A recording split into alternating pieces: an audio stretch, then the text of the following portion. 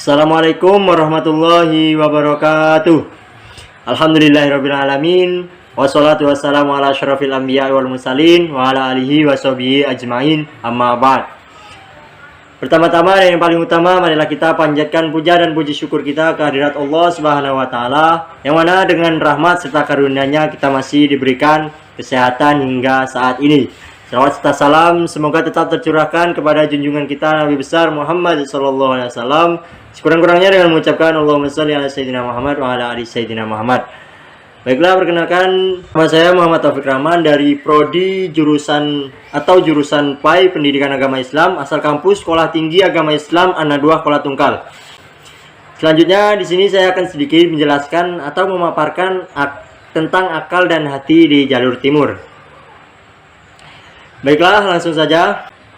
Akal menurut Al-Ghazali. Kata akal berasal dari bahasa Arab yaitu al-aqlun, yang bersumber dari akar kata kerja ain, qaf, lam, yang berarti aqlun, mengikat atau menawan. Kata al-aqlun juga sama dengan al-idrak, kesadaran, dan al-fikrun, pikiran, dan al-hijr, penahan. Menurut Ibnu Zakaria, semua kata yang memiliki akar kata ain, qaf, lam menunjuk kepada arti kemampuan mengendalikan sesuatu, baik berupa perkataan, pikiran, maupun perbuatan. Jadi, akal bisa diartikan sebagai suatu potensi khas yang diberikan pencipta kepada jin dan manusia, yang dengannya manusia bisa berpikir, mengetahui dan menghasilkan pengetahuan, mengikat informasi dengan realita, serta menahan hawa nafsu. Karena itulah, orang yang menggunakan akalnya disebut al-aqil, yaitu orang yang dapat mengikat dan menahan hawa nafsunya. Selanjutnya, hati menurut Al-Ghazali. Hati atau qalbu disebut dengan qalbun dalam bahasa Arab. Penggunaan istilah hati ini memang terkesan tumpang tindih dengan istilah jantung, karena dalam bahasa Inggris istilah qalbun lazimnya diterjemahkan dengan head atau jantung, dan bukannya liver atau hati. Dalam kitab Mu'jam Al-Wasit disebutkan bahwa salah satu makna qalbun adalah jantung yang menjadi pusat peredaran darah yang terletak di dada sebelah kiri. Ibnu Manzur dalam Lisanul Arab menyebutkan qalbun sebagai segumpal daging atau mudghah yang menggantung pada sesuatu. Makna ini berkaitan dengan hadis Nabi Muhammad SAW tentang mudghah yang menunjuk pada sesuatu di dalam dada, hati atau qalbun.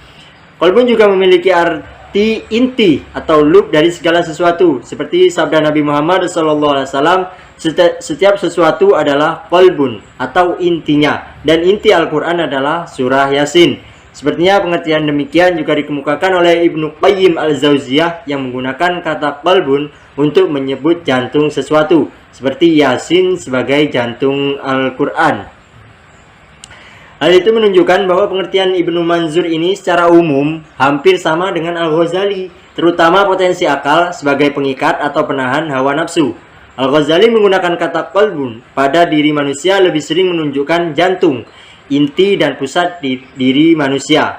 Qalbun berasal dari kata qalaba atau qalbu yang berarti berubah, berpindah, atau berbalik. Selanjutnya, sejarah akal dan hati di jalur timur. Di jalur timur, yaitu dunia Islam, keadaannya hampir sama dengan keadaan di barat. Hampir sama berarti tidak sama. Ketidaksamaan itu sekurang-kurangnya terdapat dalam dua hal. Pertama, waktunya. Kedua, sifat dominasinya. Tatkala akal sedang kalah total di barat, sedangkan di timur akal sangat dihargai. Ini mengenai waktu, mengenai sifat dominasi. Akal di timur dihargai, tetapi tidak sampai mendominasi jalan hidup sehingga menyebabkan orang Islam meninggalkan agamanya, lalu mengambil materialisme dan ateisme.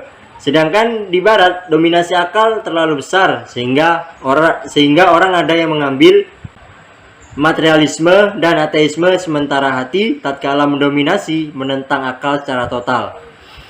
Banyak perbedaan antara pemikiran rasional filsafat dan rasa tasawuf. Di antaranya ada yang bersifat, akan tetapi perbedaan itu tidak menyebabkan ada orang Islam yang didominasi oleh akal secara total, sebagaimana halnya tidak ada juga orang Islam yang didominasi oleh hati atau rasa 100%.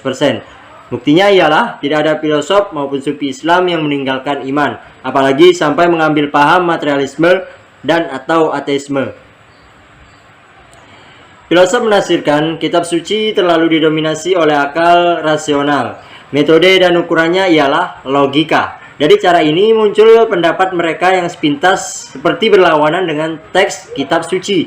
Nasution 1989 halaman 44-45. Mengutip Al-Ghazali menerangkan bahwa ada 10 pendapat filosof yang dianggap menyimpang dari Islam. Menurut Al-Ghazali yaitu 1.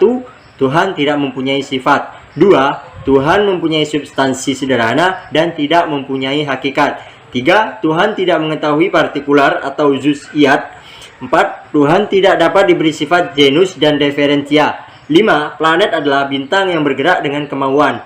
6. Jiwa planet mengetahui juz'iyat. 7. Hukum alam tidak dapat berubah. 8. Pembangkitan jasmani tidak ada. 9. Alam ini kodim. Dan 10. Alam ini kekal. 3 di antara ke-10 pendapat itu menurut Al-Ghazali membawa kepada kekufuran, yaitu A. Alam itu kodim atau alam itu tidak mempunyai permulaan. B. Tuhan tidak mengetahui partikular. Dan C. Pembangkitan jasmani tidak ada. Pemikiran rasional itu mungkin saja dapat menimbulkan akibat negatif bagi Islam dan umat Islam. Tetapi mungkin juga Al-Ghazali yang benar bahwa pendapat itu dapat membawa kepada kekufuran. Akan tetapi pemikiran rasional itu ternyata telah menunjang perkembangan budaya dalam Islam. Perkembangan itu terutama terjadi setelah abad ke-8 sampai dengan abad ke-13. Pada masa-masa ini berkembanglah penerjemahan karya Yunani ke dalam bahasa Arab atas dorongan Khalifah Al-Mansur dan Harun Ar-Rasyid, kemudian Al-Ma'mun. Berdirilah perguruan Baitul Hikmah yang selain sebagai pusat penerjemahan juga menjadi pusat pengembangan filsafat dan sains. Berkembangnya pemikiran rasional atau filsafat dalam Islam memperoleh dorongan dari 2 sumber. Pertama dari Al-Quran dan kedua dari luar Al-Quran. Al-Quran adalah kitab suci yang diterima kebenarannya sehingga ia amat berwibawa. Berbeda dari kitab suci lainnya, kitab suci yang dibawa oleh Nabi Muhammad ini amat menghargai akal. Kata Arab yang dapat berarti kegiatan pikir cukup banyak terdapat di dalam Al-Quran. Dalil-dalil nakli itu mempunyai kekuatan yang amat dahsyat, mendorong orang Islam untuk menggunakan dan mengembangkan akalnya. Hasilnya seperti dapat dilihat dalam sejarah, ialah berkembangnya pengetahuan rasional atau filsafat dan sains dalam Islam. Masuknya filsafat dan sains Yunani ke dalam Islam lebih banyak terjadi melalui Irak dibandingkan dengan melalui daerah-daerah lain. Di sanalah timbulnya gerakan penerjemahan karya-karya Yunani ke dalam bahasa Arab atas dorongan Khalifah Al-Mansur, kemudian Khalifah Harun Ar-Rasyid dilanjutkan oleh putranya Khalifah Al-Ma'mun. Dari India terutama diambil astronomi dan matematika, dari Persia diambil sastra dan seni. Gerakan penerjemahan ini terjadi dari tahun 750 sampai tahun 900 Masehi.